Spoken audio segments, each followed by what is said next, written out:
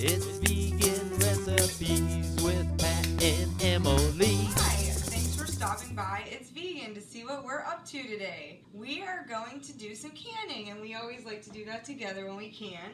We've got some cherries that need used, so we are gonna make some jam. To start with, you've got to have clean jars, and I like to sterilize them. So I'm using my electric pressure canner. I'm putting the jars in there.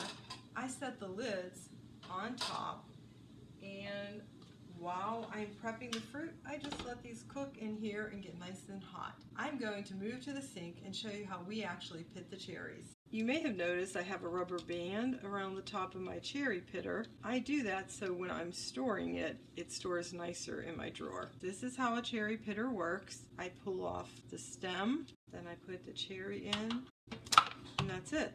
I'll show you a couple more. Pull off the stem. You'll notice some of these cherries are darker in color. That's because they were a little bit riper and bought a little bit sooner. However, I did taste the ones that are not quite as dark, and they are still sweet and ripe. Well, every once in a while it doesn't come out. Make sure the pit came out. The reason I'm doing it in my sink is the cherry juice will splatter, and I am wearing a darker shirt because it stains so much. You'll see that I actually work on newspaper as well because the cherry juice is so dark and it stains so quickly. And that is a newer kind of cherry pitter. The older ones are little metal pieces that look all twisted up. If we can find a picture, we'll show you one of the old style ones. You may have it in a drawer somewhere around your house. I do. I have grandma's. This fruit needs to be measured after it's chopped, so I'm probably pitting more than what I actually need. However, anybody in the house will be happy to eat these cherries that have already been pitted. As you're pitting your cherries and looking at them, don't use anything that you would not want to eat. Now it's time to chop them up. As you can see, I'm working on newspaper, and I'm using my smaller food processor because I want to have more control of the size that the fruit gets chopped down to. It is supposed to be finely chopped, and I have a measuring cup right here, so I'll chop it, measure it, and we need to get up to 5 cups of chopped fruit. So I'll be putting hash marks on this paper to make sure that I count it correctly.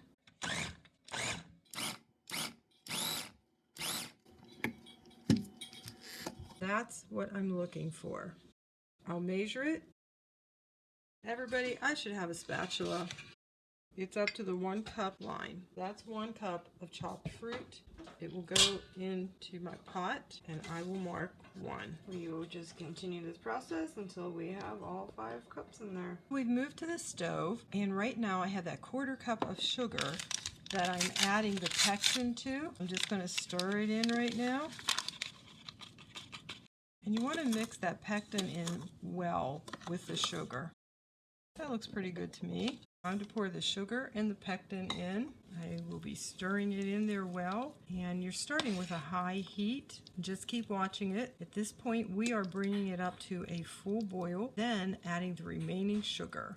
This is still not quite where we want it yet. Just wanted to check in and let you see it. It will start to develop this foam on top of it. We will come back and show you when we make it to a rolling boil. It's taken about 10 minutes, and we are now to that point where you can't stir down the boil. You'll notice there is a lot of foam. You can add vegan margarine to cut down on that, but I chose not to. At this point, I'm stirring in the remainder of the sugar. You do have to leave space in your pot for expansion. So now we're going to stir all that sugar in and return it to a full boil. It's going to go down a little bit with that sugar, and then it'll come back up to a full boil. It's taken about 5 minutes or so, and we are to that point where you can't stir down the boil. We will be timing it, and then we will remove it from the heat. I just noticed I can smell it. It smells like cherry jelly. The SureGel instructions say bring it back to a full boil and boil it for exactly 1 minute. So I set my stopwatch. We're at that point where the boil cannot be stirred down, and look how much volume it's taking up in the pot. Make sure when you're picking your pot that you take that into account. Our preserves are done. The time is up. We have removed them from the stove. Mom is now scraping off the foam, and then we're going to set that aside. Now that she's scraped all of the foam off of the top, we're ready to get our hot lids out and then also get our jars out. While Mom continues to get the hot jars out, I am going to start ladling the preserves into our jars using this handy canning funnel. It's recommended to leave a ½ inch of space between the top of your jam, jelly, or preserves and the bottom of your lid. However, we like to leave a whole inch of space in case of any expansion. After I fill up this jar, I'm going to shift everything over and get Mom over here so she can start wiping off the rims. You need to make sure the rims are clean to ensure a good seal. Once the rims have been wiped off, then it's time to place a canning lid on each jar. After that is done, you will need to put a band on each jar and snug it on. FYI, your preserves are done now, so if you end up with extra, you can place them in any clean jar and just refrigerate it. Your preserves will set and thicken up as they cool. We are going to continue this process until all of our sterilized jars are full. You can see we've got all of our jars in there. Now all we need to do is put the lid on and set it and forget it. Not really, these will just be in there for a short while and then we'll be pulling them right back out.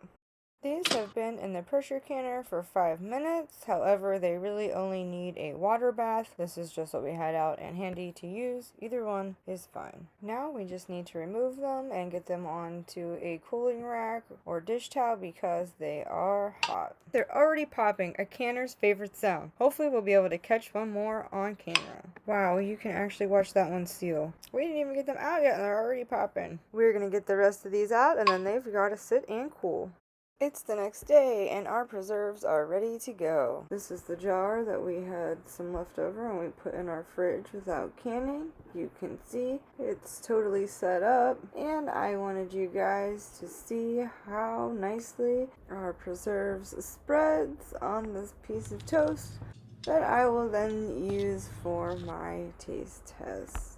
So as you can see, it was a pretty easy process with the Sure-Jell. These make great gifts at holiday time. Cute little jellies. You can fancy up the lids and fancy crackers with them. And you know exactly how much sugar and what kind of fruit went in here. Great option. We hope you give it a try. Personally feel like there's something so satisfying about eating some jelly that you made yourself, especially if you have the chance to pick your berries. Thanks for stopping by. I hope to see you next week.